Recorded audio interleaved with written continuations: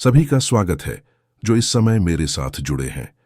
आपके पसंदीदा भूतिया कहानियों के चैनल अंधेरे की पुकार में आप सभी का स्वागत है। आशा है आप सभी अच्छे होंगे और रोंगटे खड़े कर देने वाले अनुभव के लिए तैयार होंगे। कहानी शुरू करने से पहले जिन्होंने अभी तक हमारे चैनल को सब्सक्राइब नहीं किया है, वे झटपट सब्सक्राइब कर दें और बगल का बेल आइकॉन बजा दें ताकि हमारी कोई नई कहानी आपसे छूट न जाए। आपका समर्थन हमारे लिए बहुत महत्वपूर्ण है। आज मैं आपको एक ऐसी सच्ची भूतिया कहानी सुनाऊंगा जिसे सुनकर आपकी रीढ़ की हड्डी में ठंडक दौड़ जाएगी। यह कहानी मेरे एक परिचित के साथ घटी थी और जब मैंने पहली बार सुनी तो अपने कानों पर विश्वास नहीं कर पाया। लेकिन घटना के बाद जो बदलाव उन्होंने महसूस किए उन्हें नकारा नहीं जा सकता।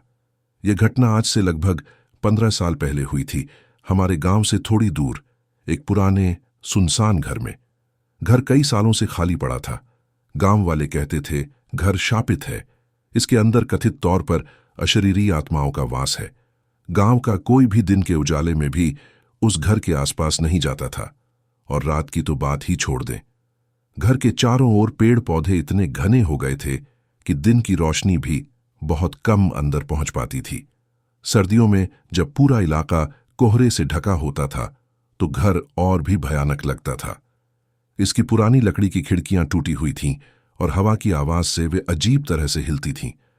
घर की छत पर उगी फर्न और काई घर को और भी प्राचीन और रहस्यमय बना रही थी।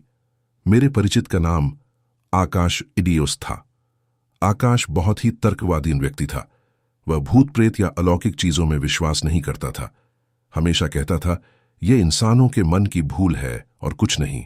गांव के सभी लोग जब शापित घर की कहानी सुनाते थे, आकाश हंसता था। वह कहता था इंसान के आलसी दिमाग की कल्पना का फल।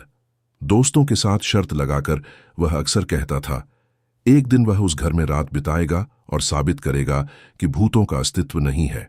उसके दोस्तों ने उसे कई बार रोका, डराया, लेकिन आकाश अपने फैसले पर अड़ा रहा। एक दिन सर्दियों की एक रात जब घना कोहरा पूरे गांव को ढक चुका था, आकाश ने अपने दोस्तों के साथ उस पुराने घर में जाने का फैसला किया। रात तब लगभग 12 बज रहे थे। चांद नहीं था, केवल तारे टिमटिमा रहे थे।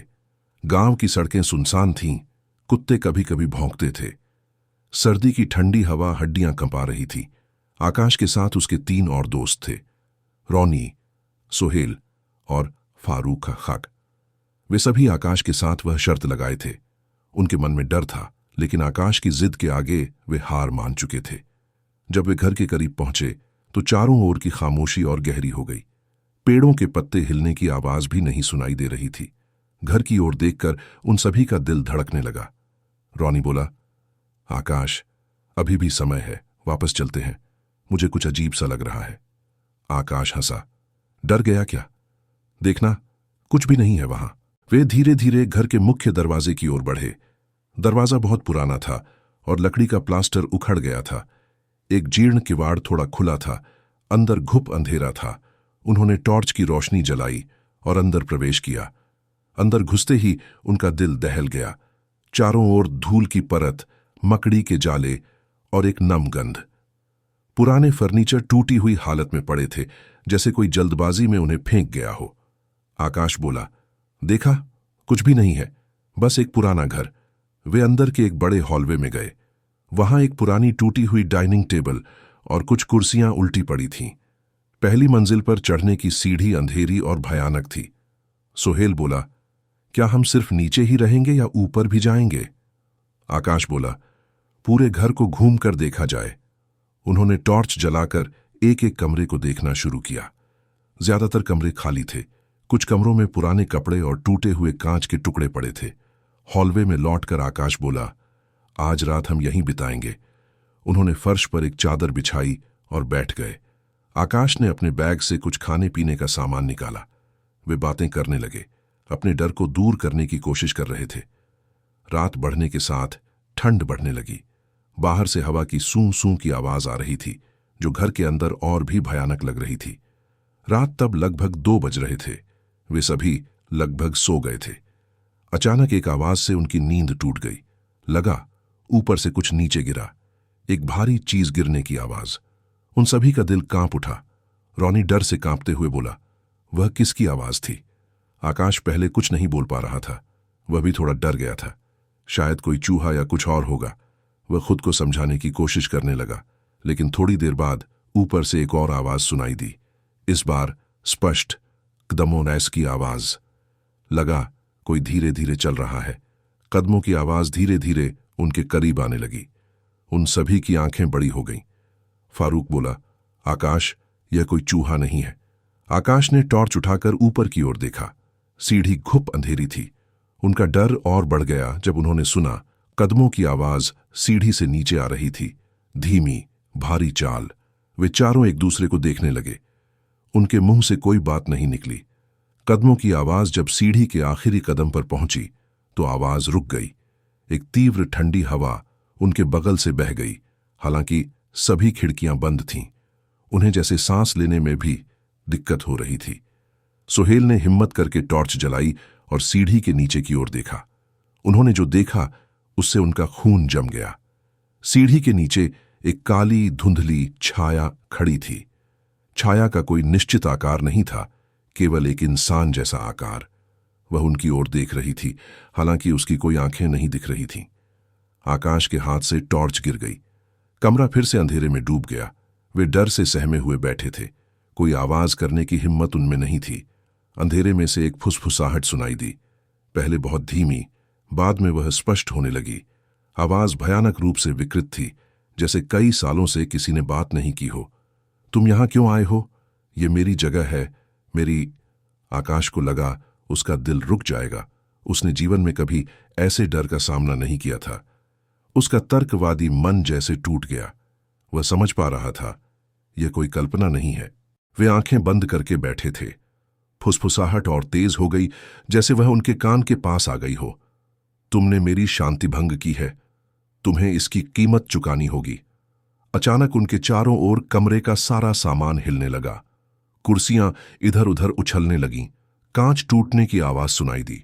उन्हें लगा जैसे कोई अनदेखी शक्ति उन पर टूट पड़ी है। वे चिल्लाना चाहते थे, लेकिन उनके गले से कोई आवाज नहीं निकल रही थी। रॉनी डर से बेहोश हो गया। सोहेल और फारूक डर से रोने लगे। आकाश अपने जीवन का सबसे भयानक पल गुजार रहा था। वह समझ पा रहा था वे एक बड़ी मुसीबत में फंस गए हैं। आकाश जैसे तैसे अपनी शक्ति वापस लाया।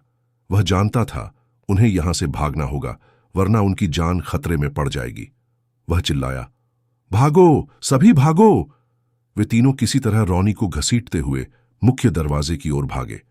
जब वे दरवाजे के पास पहुंचे तो उन्होंने देखा दरवाजा अपने आप बंद हो गया था। वे धक्का देने लगे, लेकिन दरवाजा नहीं खुला। फुसफुसाहट और तेज हो गई। तुम जा नहीं सकते, तुम मेरे हो। कमरे के अंदर ठंड और बढ़ने लगी। उन्हें लगा बर्फ में खड़े हैं।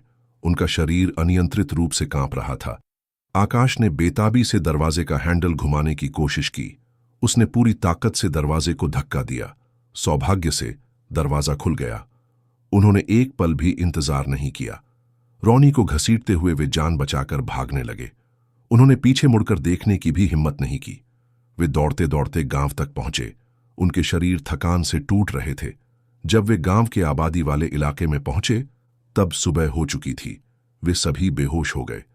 अगले दिन सुबह गांव वालों ने उन्हें सड़क के किनारे बेहोश पड़ा देखकर अपने घर ले गए। रॉनी को अस्पताल में भर्ती कराया गया, क्योंकि वह कई घंटों तक बेहोश था। सोहेल और फारूक भी गंभीर रूप से बीमार पड़ गए थे। उन्हें बुखार आ गया था और वे लगातार कांप रहे थे। आकाश जब होश में आया तो उसने खुद को अपने बिस्तर पर पाया। उसके परिवार के सदस्य उसके पास थे।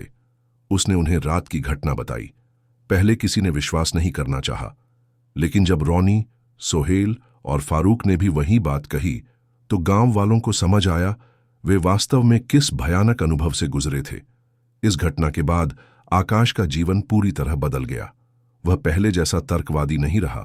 वह अलौकिक शक्तियों और भूतों के अस्तित्व में विश्वास करने लगा। उसकी आंखों के नीचे स्थायी रूप से काले घेरे पड़ गए थे और उसके चेहरे पर एक भयावह बदलाव आया था। वह अक्सर रात में बुरे सपने देखता था और चीखकर नींद से जाग जाता था। वह कभी भी उस पुराने घर की ओर नहीं देखता था, यहां तक कि दिन के उजाले में भी नहीं। रोनी को होश आने के बाद उसने कभी उस रात की बात नहीं की। सुहेल और फारूक भी मानसिक रूप से परेशान हो गए थे। उन सभी के जीवन में वह रात एक स्थायी घाव छोड़ गई थी। उस घटना के बाद गांव का कोई भी उस घर के आसपास भी नहीं जाता था। घर और भी भयानक और रहस्यमय हो गया। रात में कुछ लोग कहते थे घर के अंदर से अभी भी फुसफुसाहट की आवाजें आती हैं और कभी-कभी खिड़की से काली छाया दिखाई देती है। दोस्तों, यह थी आकाश के जीवन की सबसे भयानक कहानी। ऐसी घटनाएं वास्तव में हमारे विश्वास को हिला देती हैं। जो विश्वास नहीं करते उन्हें भी एक बार सोचना पड़ता है, क्या वाकई ऐसी कोई चीज है जो हमारी तर्क शक्ति से परे है। यह कहानी साबित करती है दुनिया के कुछ रहस्य हमारी जानकारी से बाहर है और कुछ चीजों को हल्के में नहीं लेना चाहिए। अगर आपको यह कहानी अच्छी लगी हो और आपके मन में डर पैदा किया हो तो निश्चित रूप से लाइक मार्स करें और एक कमेंट पास करके बताएं आपको कैसा लगा। और अगर आप ऐसी और रोंगटे खड़े कर देने वाली कहानियां सुनना चाहते हैं तो हमारे चैनल को आज सब्सक्राइब करना न भूलें। इस कहानी को अपने दोस्तों के साथ भी शेयर करें, उन्हें भी डरने का मौका दें। आज के लिए इतना ही, फिर मिलेंगे एक नई और भयानक कहानी के साथ। तब तक सावधान रहें और याद रखें, आपके आसपास ऐसी बहुत सी चीजें हो सकती हैं जिसकी आपने कभी कल्पना भी नहीं की होगी। शुभ रात्रि और अच्छे रहें।